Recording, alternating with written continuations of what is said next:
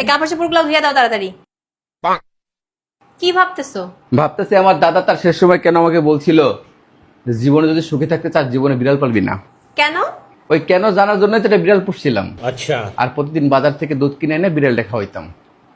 এরপর আমার এক বন্ধু আমাকে বলল, এরকম বাজার থেকে দুধ কিনে আর কতদিন খাওয়াবি, তার চেয়ে ভালো একটা গরু কেন।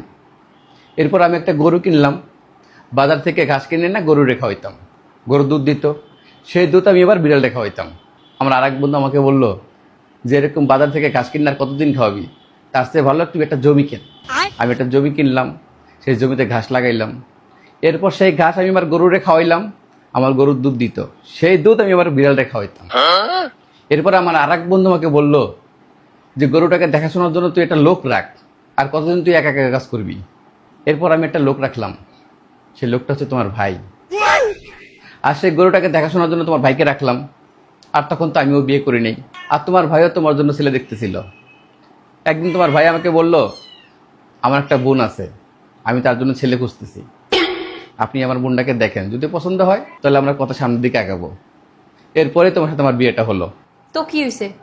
এখন বুঝলাম আমার দাদা কেন আমাকে ওই কথা বলছিল, যে জীবনে যদি সুখে থাকতে চাস কখনো বিড়াল পালিস না।